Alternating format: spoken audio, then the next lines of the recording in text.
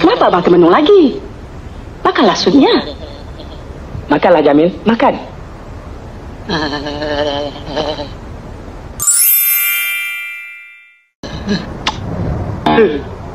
Kenapa abang terkejut?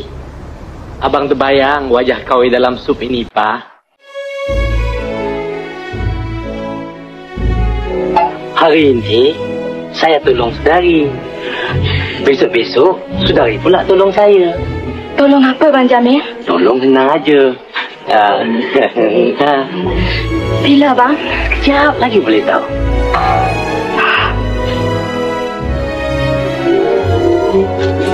Ada apa, Cik? Hamba tak tertahan menanggung asmara. Berikanlah hamba penawar agar hati hamba tenteram dan damai. Encik pada sandiwara, Encik? Bila nak main? Sandiwara, Gunun. Bila bayang? Ya, Nabi. Engkau tolong pinjam minang anak Pak Ali tu lagi. Ini kerja orang tua-tua, Encik. Orang tua-tua dulu. Zaman dulu boleh orang tua-tua masuk minang. Zaman sekarang dah moden, orang muda pun boleh. Engkau pun boleh. Baiklah, saya try, Encik. Tuhan ini. Ya, Bang. Bapak tengok kau dalam 2-3 hari ini. Kelain saja. Apa kau sakit? Ani sakit kepala. Sial. Sakit. Sakit ada makna tu.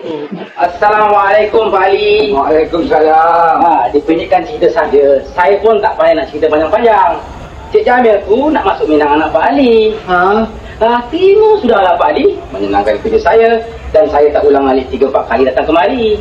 Saya nak kena tanya Rohani sendiri. Dia tentu mau. Dia tentu mau. Iya ke? Ya. Jangan ditolak Pak Ali. Rohani.